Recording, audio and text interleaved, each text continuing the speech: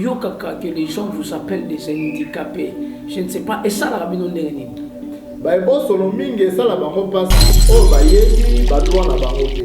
Mais lokola ebo sono o ngai et ça la nga pas cité puisque na bi ba droit na nga na yebi ke ebo sono azape moto lokola moto nyonso na ko na botami ebo sono te soit na botami personne vivant avec handicap te.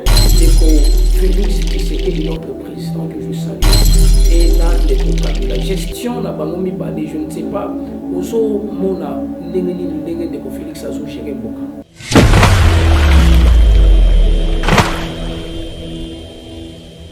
Je suis à Félix Zagitote. Eza mabe pour nani puisque d'abord na compte y a personne va avec handicap. Président Félix a nommé ministre et délégué en charge des personnes va avec handicap. Ceux qui gestion ils allaient qui tombe. Ceux qui gestion ils allaient qui malade. Mais les personnes vivant avec handicap autant pour la tête bas 5 ans. Mais les personnes vivant avec handicap aux allez ba pointer. Pour ba 5 na ba kabela ba mono puisque to commandant ministère wana ils ont répondre à la question sociale nyonso il y a pas personne vivant avec handicap. On a lobby que bilan il y a président Félix est négatif.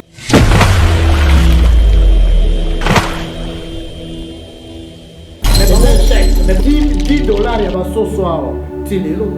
Est-ce que si on dit ça sur $10 mais 10 dollars il y a pas ce dollars transport et à casse-tête transport et à casse-tête handicapé telemaka na arrêt ba valide kutu bino kutu ba valide bo telema na arrêt wana kutu na arrêt on sali 1 heure du temps bon handicapé telemaka na arrêt on sala combien de heures na arrêt personne va avec handicap ba ufaka ka bo fait médicaux ezate bana ba lo bio gratuité mais bana biso ba otanga te parce que ba école pesa pété zela pesa te bila ezate bilan exact opposant ceux qui basent en opposition baloba local baloba plus que bassin baloba kitoko opposant mais tant ba kopesa bango pouvoir discours échangé tozana na mboko ozoka ndenge ba millions ba oyiba oyo ko muta indi moko 57 millions soki bosali échec bo échoué bo kanga bisanga bo kende papa 2023 eza tout musika kutu pona nga na mona peut-être dans quelques jours président ko loba ndenge bona koki na ngate na démissionner c'est quoi ba tela ba poste ana ba toi ndé ba olinga ba memango 3 ans bon président de la République a glissé.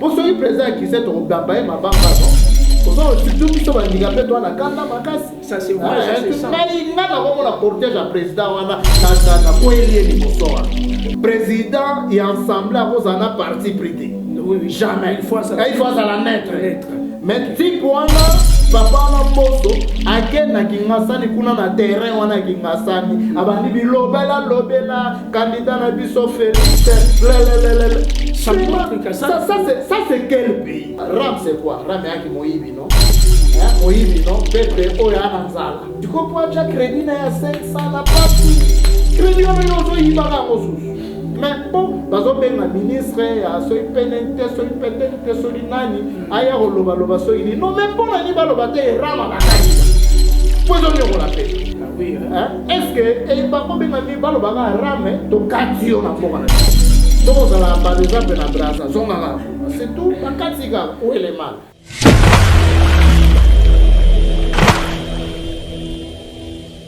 Bonjour, nos téléspectateurs, nous sommes partout dans le monde. Vraiment, nous sommes beauté. C'est moi, votre humble serviteur, le frère Jérémy Bongo. Nous sommes full business. Vraiment, merci beaucoup. Continuez une fois encore. Il y a qu'à s'abonner encore à la chaîne la full business télévision. Lelo na yambi vraiment un invitation très spécial. Je crois j'ai besoin que Batunyo Sobozolanda biso pour essayer un peu à découvrir. Vraiment c'était un papa qui a tant de potentialités, qui a beaucoup de compétences. J'aimerais que Lelo Bombeka un peu à découvrir. Nga moi na présenter bino vraiment vous alaté. J'aimerais que Yemoko a se présenter pour Naboye Baye. Bonjour papa. Bonjour les journalistes. Vraiment, téléspectateurs, on a biso, Zolanda biso, partout ailleurs. Ça vraiment, on a besoin on a vraiment nani, na katsambo kanabiso. Et qu'est-ce que tu es en train de faire vraiment, ça on a besoin Oui, papa, monsieur Henri Zamba, Maswa, Nazali, personne vivant avec handicap.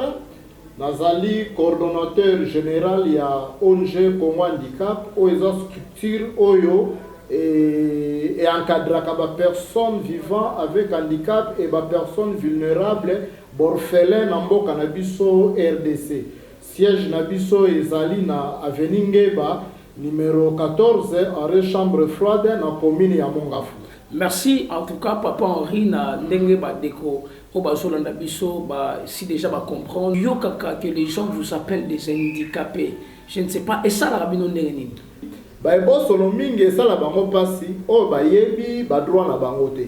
Mais lokola ebosono o ngai et ça la nga pasité puisque na bi ba droit na nga na yebi ke ebosono azape moto lokola moto nyonso azana ba compétence azana ba qualité lokola moto nyonso. Donc pour na nga ça la nga pasité d'ailleurs ba formation mingi pe to pesi pona yango po batu balongola complexe na mutu ko kanisa ke soko za ebosono il faut batu ba chola yo il faut batu ba seka il faut yo kapasi na motema te to za batu lokola batu nyonso. Vraiment na babituno na surtout les ça très important parce que bandeko baza vraiment on a besoin ya bayeba et question na ngali bo soit pas to kota na profondeur ya makam oyo segeli to tuno to yeli lelo et ça ni Papa Henri et écoutez la qui on dengenito et comme la qui on dengenini. S'appelle na mutu na wana ndeko journaliste nazui na bomwana na ko na botami ebosono te soit na botami personne vivant avec handicap te nazui libaku na âge à 8 ans na baninga tozalaki kobeta bale o babengaka ndembo touti kelasi tozongi tozobeta ndembo tozosakana nde nabetaki libaku na libanga moko namonaki ezalaki te nabeti libaku nakwei nde nazwaki ntango na telemi nakoki te nakwei lisusu nde baninga bayeba simbi nga wana batemisa nga nakoki susu te nde ekomaki ke babengi baboti baye bazwi nga bamemi nga na hôpital babi mwana bukani nde navandi na hôpital pendant 2 ans. 2 ans. Pendant 2 ans, nazalaki na hôpital. Malgré balati nga ba plâtre, mais polio ezalaki déjà ekoteli ngai. Wana polio vaccin ezalaki te. Wana tango na biso polio vaccin ezalaki te, bakisi penza ya solo ezalaki te. Baminganga baye ko découvrir polio na retard. OK. Nde salaki ke ba déclarer nga ke natikali infirme, donc natikali personne va avec handicap vit nanga mobimba. Alors ngai pe nazaya ko tambola na se o babengaka ba vadio, hein? Nazo tambola assez na français babi babenga à même le sol, donc nazo tambola mabele. Mais na foi na ngai na kondima na ngai de na sengaki mama na biso nga bipesa nga nzete nga na kotambola na sete na ndimi kozala ebosono na ndimi kozala personne vivant avec handicap mais akotambola na sete natambolaka ya kotelema pesa nga nzete de mama aluka nzete apesi ngai na bandi otambola mais kotia makolo boye tomema ye na centre Wileri.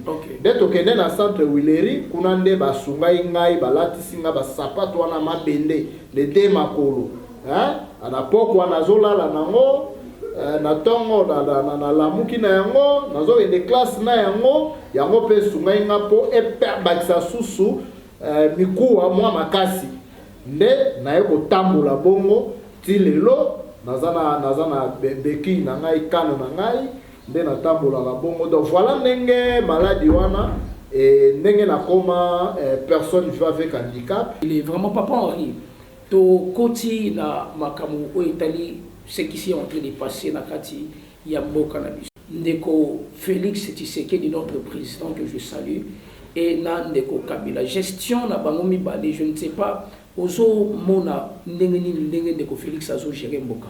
Bon gestion na koki koloba gestion ya Kabila seleki to chango susu te non puis c'est gestion Kabila seleki déjà seleki toza na gestion ya Félix sikoyo je suis à Félix Ezagitote. Eza mabe. Mabe pour nani puisque d'abord na compte il y a une personne qui va avec handicap. Président Félix a nommé ministre et délégué en charge des personnes qui va avec handicap. Ceux qui gestion ils allaient qui tort. Ceux qui gestion ils allaient qui malam. Mais les personnes vivant avec handicap ba autant bolaté ba senga. Mais les personnes vivant avec handicap ba ozala ba pointer pour ba senga ba kabela ba ngono puisque to commandant ministère. Ministère wana ils ont répondre à la question sociale nyonso il y a pas personne qui vit avec handicap. Voilà ce que gestion na mona mabe ngala moni na mabe na point wana. Hein? Alors ba point zebele ponga na zomona mabe. Maintenant ministre va payer ses responsabilités on a-t-il les lots même sur le terrain aux hommes monétaires. Oui, ministre va payer ministre va payer ses responsabilités. Est-ce que va payer ses morceaux? Hein? Puisque le ministre doit fonctionner bien, hein? Il faut un mon solo. Il faut un makoki pour le ministre fonctionner bien, puisque Madame Irène a très bien personnellement. Personnellement très bien. Hein? Très bien. Est-ce que Madame Irène Excellence, est-ce que Bachelier Misolo, il y a un projet Oyoye à Zanango pour réaliser, est-ce que Bachelier Misolo? Pour retravailler dans Misolo, il faut travailler dans Misolo Moka. Puisque Aza ministre à Kinshasa, Aza ministre à handicapé Banso ya République. Il faut ailler la situation ya handicapé à Kazangou les Anengeni. Il faut ailler la situation ya handicapé à Kasumbalesa les Anengeni. Il y a Boulou Kuna na mboka na biso les Anengeni. Il y a Boma Kuna. Il faut ailler sur aroye bangona ba moyen est-ce que ça ba moyen wana ozomo azana ba moyen te yango na lobby que bilan ya président Félix est négatif mais bon échec mais bon ba lobby que sur le gouvernement mais quand même il y a quelque chose de progrès non mais papa journaliste c'est 10 dollars ya ba soso tilelo est-ce que si on dit soso na 10 dollars mais 10 dollars ya ba soso tilelo transport ya casse-tête handicapé à télémaga na arrêt ba valide kutu bino kutu ba valide bo téléma na arrêt wana kutu na arrêt bo sali 1 heure du temps bon handicapé à téléma na arrêt so ça combien de heures na arrêt casse-tête transport à casse-tête soins médicaux ezate ba personne va avec handicap ba kufaka ka boye soins médicaux ezate bana ba lobio gratuité mais bana biso ba otanga te parce que ba école pesa pété nzela pesa te bila ezate. Bilan exalté. Le président lui-même, je l'aime beaucoup. Moi, personnellement, le président de la République, Fatih Béton, entourage na yo anate. Il faut président de la République à revoir entourage na yo. À revoir ma conseiller. À revoir le gouvernement. Mais dernièrement, il avait exterminé certaines personnes. Non, ça les lots côté cap. On a besoin d'accompagner l'échec. Dans quelques jours, élection, non, papa. Hein, tout ça, quand 2022, ils ont pré-électoral, année pré-électorale. 2023, 2022, c'est un candidat dans ma position. Moi-même, je suis candidat député provincial. Je suis candidat député provincial. Nazomi Bongisama déjà. Nazomi Lenge la déjà. Calamité, allez, tu vas dire ma campagne à Mike.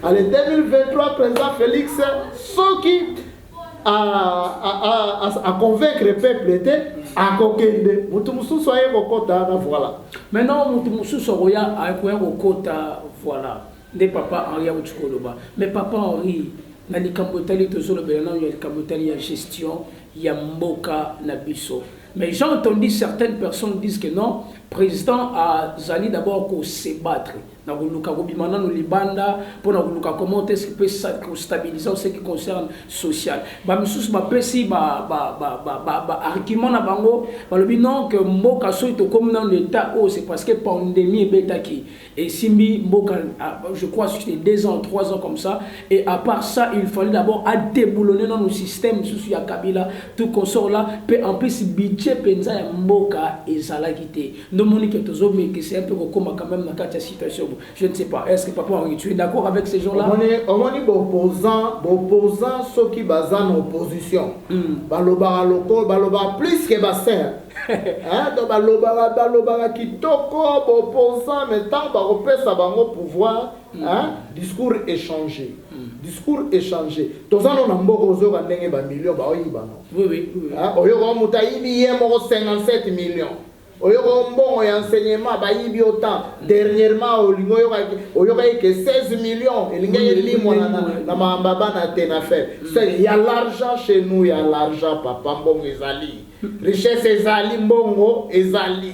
Wana eza hypothèse moko ya pamba ya lokuta. Soki bosali échec bo échouer bokanga bisaka bokende papa bokanga bisaka bokende bandicapé ba otambola na ville en plein boulevard on a aveugle en plein boulevard aveugle otambola. Ça n'existe pas au monde, seulement qu'ici au Congo papa wana gouvernement bon on a betere ba maboko non.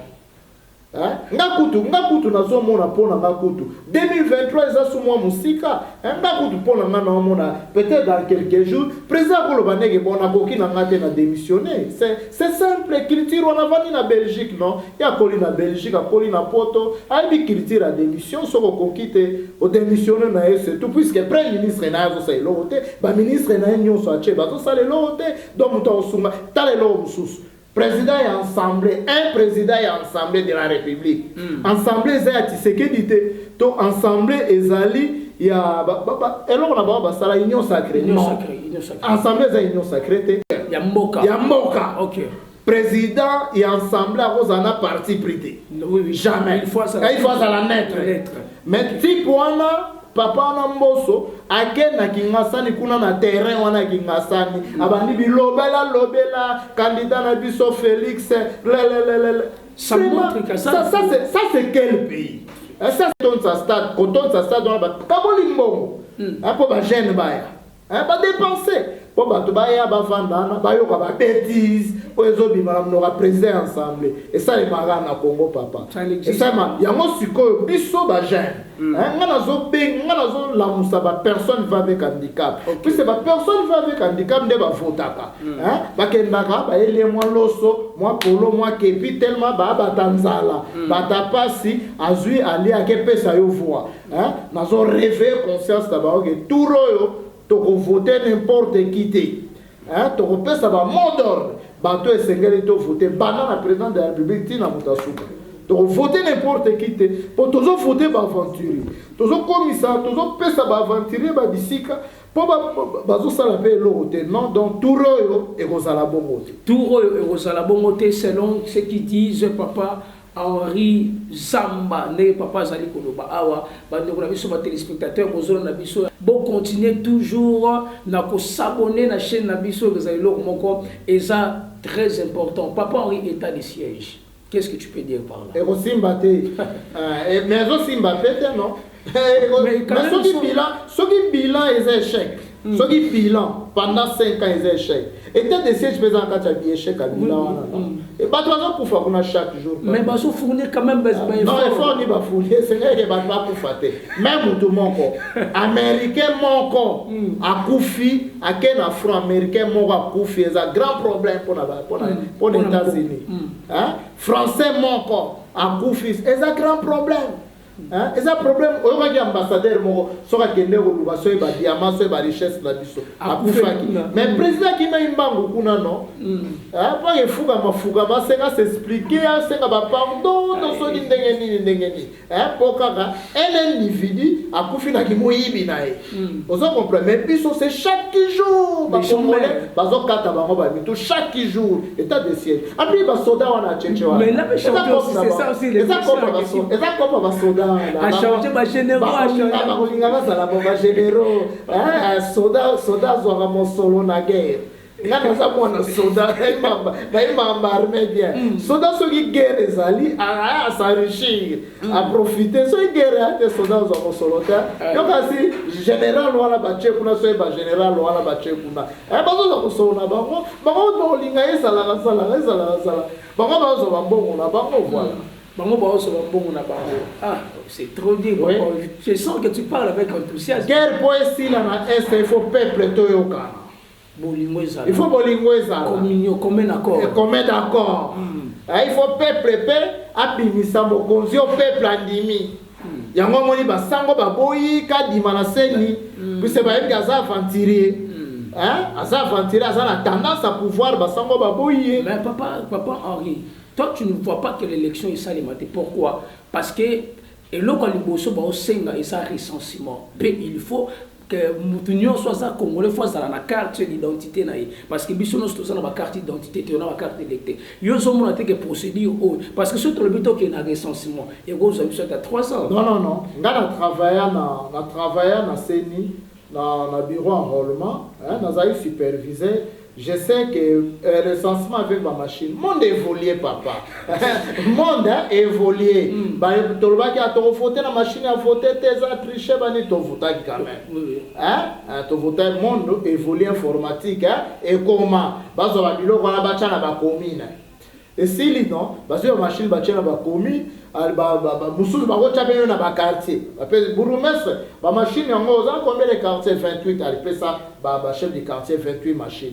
Chef du quartier dans 28 machines à enregistrer votre PDJ. Des jours paye sili nango kuna paye sili to ko beta mo 1 mois. Inanité. Yanini. Mais pour les gens qui disent que pour je vous dis que tout n'a d'expert à seni. Ngana expert à seni te mais moi ndambu muke on a travaillé en enrôlement. Na yebi ke pour tout ça le recensement na mboka na biso et on a même pas 6 mois. Ce qui va pareil, ils allaient on a même pas 6 mois. Papa, sait que pour na bateau bazolo ba que non faut ça la inane des ans c'est qu'il y a une intérêt. Non, bateau na baolo ba bon pour sélection te. Pour biso za pour sélection et ça en 2023. Recensement et ba siko c'est tout. Pe na ba procédure non. Pour la procédure normale et lo ba tamuke et sili. Papa on y a lobi et ça et lo. Na ça la moins expérience ya ma baseni muke. Ma na lo ba na yebi que c'est vrai. Recensement c'est rien. Et comme ça la inanité. Ce qui surtout que bazuinga bachenga na esika wana que yo zala wana sunga biso na mambatali recensement. Chef de l'État naza disponible. Zwanga excellence monsieur le premier ministre bozwanga bochanga na esika na recensement na ko sunga bino et ko sala mana tamuke mais wana na élection wana ba oloba que so le poste. Non mais bato ba tchela ba poste ana bato ana nde ba olinga ba memango 3 ans non. Pour président de la République a glissé. Pour ce président a glissé to bambaye mabanga non. Surtout biso bandikapé toi na kanda makasi. Ça c'est vrai, c'est ça. Mais ngana ko na cortège à président wana na koelie liboso wana. Ozomona bongisa situation na biso lelo na oloba na sala yende ya wana no. OK. Ozomona po to oloba na munongo ba yo ka te faut ko to attaquer bango bo. Ozomona to attaquer bango pour ba trouver solution. Papa, ezala ba bandikapé ba oliate. Baola date, baza bilamba te, baolia te, bana bopito, bakufa, lobito yamba imoko na bureau. Il faut basaler opération makolo $300. Opération est entraîner malade mususu na kolo. Tu vois donc mutako kufanga aboye pour mon solo $300 ya pamba. To yamba ki émission ogoya ya mibale na kobenga e omona ndeko wana $300 ya pamba. Tozana ministère, tozana mboka oba bi pays riche. Mais boss on handicapé azo kufa pour na $300 azo zanga pour passer l'opération et soit mon monde normal pas journaliste ba téléspectateurs na biso merci na ndenge bo Zolanda Bisso, je crois qu'à la minute toujours chité déjà l'émission de Bisso. Je crois, vous sentez que Papa Henri a Zoloba avec enthousiasme, avec conviction, avec certitude, Nabandeko Oyo, Bazali, Kolona Bisso. Je crois Papa Henri qu'à la minute toujours chité parce que Rosala, je crois bientôt on a un Mikolo Zolanda, Tozana, Pédana, Boba émission et Bélé, et Rosala, Logomoko, Yamotura, Ming. Alors, tu Kolanda, Réunion Salemina. Dans l'Assemblée nationale, on a dit que non, c'est faux, parce que en ce qui concerne la Solomo Rebeta Miyaram, qui est ça un peu à vous expliquer pour nos téléspectateurs, Bazo dans la Bisso et l'eau. Merci, merci beaucoup. Il y a un lobby que échec. Ah, on a un cas ya ko bimisa na détail ya échec oyo to bengana régime oyo ya Fati Beton. Ben cher ozol ram c'est quoi? Ram ya ki moyibi non? Moyibi non, peuple oyo ananzala. Ngana zo ke mingi na handicapé pour acheter crédit na téléphone. Il y a un problème un problème oui. Vous comprenez? Il y a un problème d'abord handicapé na téléphone ya kala. Android du coup, tu as consomme Android, oh, il y a bien 150 dollars. À côté, on a 150 dollars. Un téléphone, il y a une touche, oh, il y a 10 000. Si tu as un crédit, il y a 500, pas si. Crédit, on a donc, il y a un échec, il y a un moka. Tu vois tout ça, papa. Tu as un poste responsable. Tu as un poste responsable. Zawana Moutounion Sao Bangaï. Droit, le président Félix Azo l'état de droit, il faut vivre, ça la slogan état de droit, non, il faut vivre état de droit. Il faut vivre état de droit. Ensemble, ça va avancer. Natangi babilo kwana. Mais bon, bazo benga ministre, soy penente, soy petente, soy nani, aya loba soy ni. Non, mais pour nani baloba te rama bakatika. Poison yo la peuple. Ah oui, est-ce que bako benga mi baloba rame to katio na mboka na biso. Soko zala par exemple na Brazza, zonga ngafuna. C'est tout bakatika où est le mal. Oui, tala papa, Moïse Katumbi azala gouverneur na Katanga. Mais à l'obi, ba expatrié au bazana mboka na Katanga. Moutounion, Congolais, ça osala kuna fois futaye 200 dollars. Oteka na boutique, oteka na ni 200. Soko boyo kanyoke. A Congolais te.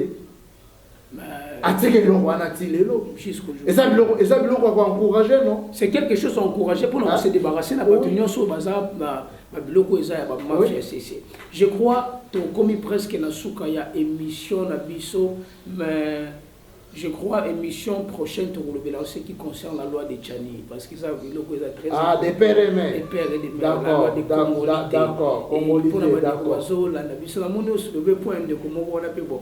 Minute ya so lenga déjà. Donc je crois qu'à la mingité toko le balancer na émission oyo eza kolanda. Vraiment matondo mingi mona mboka papa Henri na ndenge au recevoir invitation à Bisso, je crois na éviter le lobanoni yasuka ou pour la téléspectateurs. Merci vraiment pasteur Napesio, merci mingi pasteur James Bi Napesio, merci pe na félicité au makasi pour ça la œuvre à boyer et surtout aux penser na ba vulnérable, aux penser na ba personne vivant avec handicap, aux penser na ba orphelin, na ba veuve, pasteur Lobo Banzambe ezalaka déjà likolo na yo menga na sengi ebakisa masusu likolo na yo na sengi na ba partenaire bato balandi émission oyo bosunga ba personne vivant avec handicap ya RDC bosunga ba personne vivant avec handicap ya RDC bosunga ba orphelin bosunga ba veuve bosunga biso ba vulnérable bosunga biso adresse na biso ezali avenue Ngeba numéro 14 arrêt chambre froide na commune ya Mongafula. Référence est ça entre hôpital Monkoli donc soki na route bypass oti rond-point ngaba ozo mata so commune na arrêt chambre froide omona pancarte ya Monkoli eza wana. Voilà numéro na biso ezali 089 98 35 576 089 98 35 576. Voilà numéro na biso à WhatsApp, soki okomeli biso, tokomona message, soko bengi biso, tokoyamba, tozala opérationnel chaque jour. Donc voilà, na pesi ndeko journaliste. Merci mingi, penzamba pambola yo. Merci na ba téléspectateurs na biso nyonso ba oyo bolandi émission na bino oyo vraiment nzambe apambola bino vraiment on apprécie vraiment bino surtout merci même ba de bozali bana mboka bo continuer toujours ko s'abonner na chaîne na biso ya Full Business TV vraiment on apprécie merci de soutenir parce que na sima caméra tozalaki na MN Pro Merlin Tangu et merci une fois encore na infographe na biso Benji Maïdi Kadizan. Paix en plus, la paix sous merci et pas les grands maestros Fabrice, comme les grands maestros aussi Kazali, une fois encore merci. Vraiment, Moussala Kitoko, Oebo Sala et Somono Nabiso, paix coordonnateur Nabiso, il y a Makamota Lignon sur la Full Business TV, na combo, il y a le pasteur James Simbi, il y a le Full Onction, paix, la charmante Neymar. Bémé dans la blanche et si vous avez tout là merci mingi vraiment nzambe a pambola bisonyo surtout à la fois prochaine ciao.